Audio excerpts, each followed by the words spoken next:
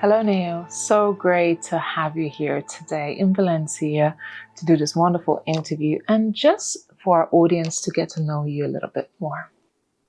Thank you first for having me. It is such a pleasure to be on this journey with Women Thrive. My name is Nio Queiro.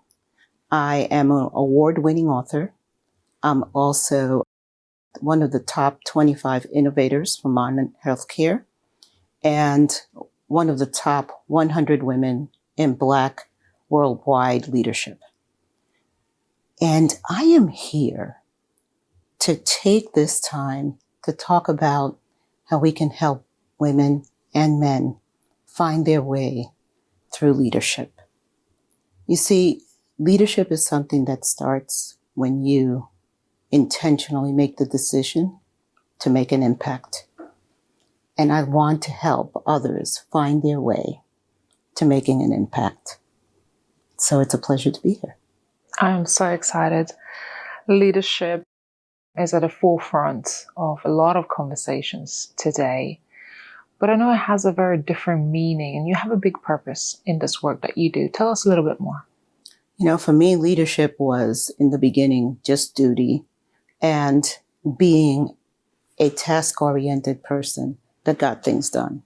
I was in the best of the best in my industry in healthcare finance. However, my own personal self-leadership and purpose was missing until trauma hit. And you see, when trauma hits, and it hits in different ways for everyone, all of a sudden my life changed. I had to really understand when I had 2 cardiac arrests and a near-life experience that my higher power said it's not your time yet. As I was looking at my body being worked on by 4 doctors, everything went black. And I came back. And I came back with a purpose. I came back with the purpose of elevating others and giving myself to others. But more importantly, I also saw that people are on the treadmill and they are not fulfilling their own life. We all have stages in our lives. Women go through the stage of they go to college and they're doing wonderful things to fill their careers, but they're stuck on that treadmill. Do you know that 73% of PhDs in America are women? 71% are in healthcare. 73% are in education. We outrank in college men by 53%. What does that mean? We're so well educated, but we're so complex in how do we move forward because we're only 13% of the leadership population. So what I provide is helping women finding where they want their leadership journey to be. And that comes through self-leadership. And it's courageous and it's intentional. And it's about choice, chance, and change. What gives you the mission and the drive to do the work that you do every day? No one was there for me. When I go back to that point in time that I went back to work, only 2 months from being in a coma, and all of a sudden, my leadership team, we were all in the C-suite, basically told me that I was no good to them anymore. In actions, not in words. And you see, that happens all the time. And I had no one to help me through that pain.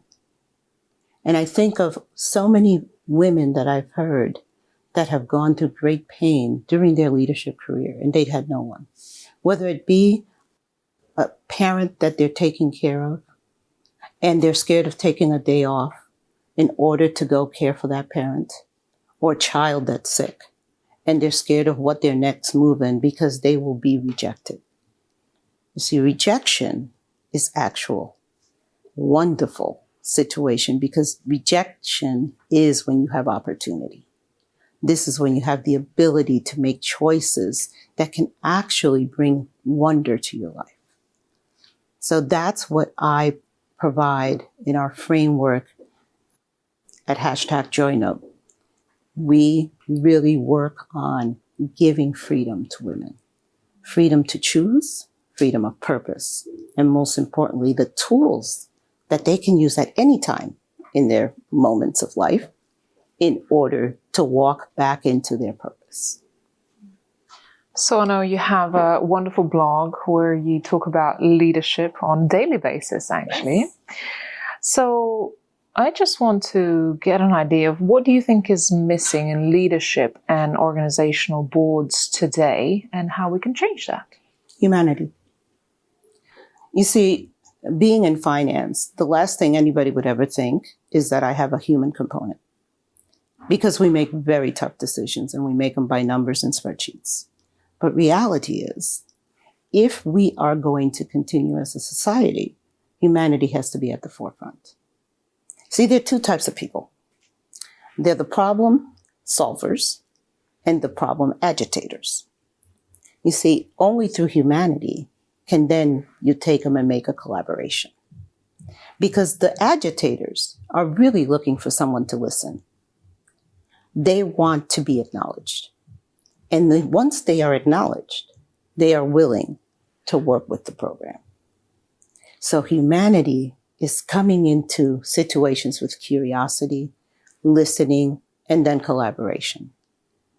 And once we do that, then we can do the innovations that are so necessary and at our forefront in business today. What impact would you like to make in other organizations where you put your voice and your consulting work into? Understanding that disruption, as necessary it is for growth, can be done with inclusivity and collaboration from all the voices. Because everybody has a nugget of knowledge that they can add to the pie. And together we're always better. So I teach organizations to be able to bring each other's voices in and make better products, but more importantly, make dynamic cultures. How does music play into the work that you do? You know, in my award-winning book, Joy Notes, Balancing Trauma with Triumph, or Alegría en Balance de Trauma con Triunfo, which is coming out in Spanish in August. It's all about how music plays a big role through neuroscience in you finding your joy.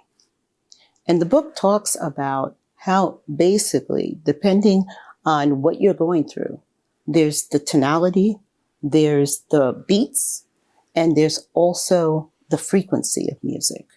And how music from birth, you could be in the utero and you hear music and the baby's developing a love for certain music. And the baby's being soothed or the baby's being agitated.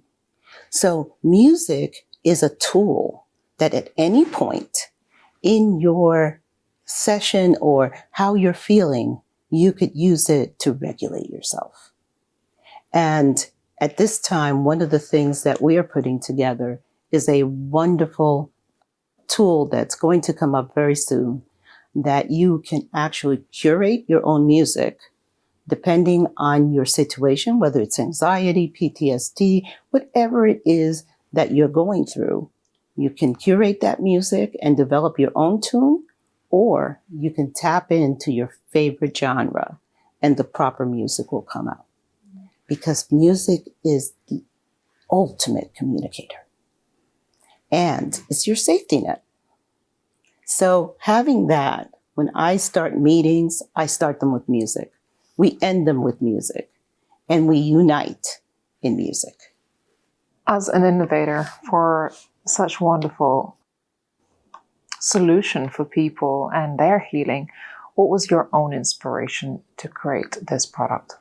When I was going through my trauma, music let me have hope. When I didn't know how to eat again, when I didn't know how to speak again, when walking was a challenge, the beats gave me the ability to be able to get my motor skills back. So I understood the power of music And the more I've shared the concept with others before the tool, they've also been able to reap the benefits. How can this tool support others? The beauty of the tool is that music's always with you. It's on your phone. It's in your house. It's in your car. So it's a direct impact to you. And the fact that you are having something that's personally curated to you, you have the power. No one is holding you back. You're able to have the power to use it. The beauty of this tool is that we are deploying it in the medical community first. We actually have worked with neuroscientists, and we are going to deploy it with several physician groups in Nashville, Tennessee, in the US. And that's coming up in the next few months. And that is just telling you how important it is and how much behavioral doctors see it as a valuable tool. So we're very excited that not only will we be putting it in the medical community, but it also will be available for anyone. That's very, very exciting. I love that you're leading the way in the medical field as a leader, but also as an innovator. And what role do you think as women play in innovation today? Back to where I gave you the stats about women in PhDs and women in education. Women have always been the leaders in innovation, many a times not getting credit for their work. However, women have always been able to do multitasking. Don't let scientists fool you that they say multitasking can't be done. Well, we've always held the baby in an arm and cooked dinner at the same time and more. So innovation, if you look at our Gen Z and our millennials, is being headed by women, especially in healthcare and education. So I see that is why it's so important, the work that we're doing, because they need an out. And we don't want women to burn out. We want women to thrive. And they thrive when they own themselves. So that is why it's so important. Do you think we need to do more in the work of women in leadership and women empowerment as it comes to leadership? Absolutely. Women need a voice, but we need to give them the tools, and we need to create a safe place for them to learn how to lead. The work that you do with Women Thrive helps us that are part of the community of helping other women. But those women that are seeking, that are early in the journey, they need us. You know, what we're doing with Joy Notes, they need us to shepherd them so that they can have their own way of curating their journey in their leadership.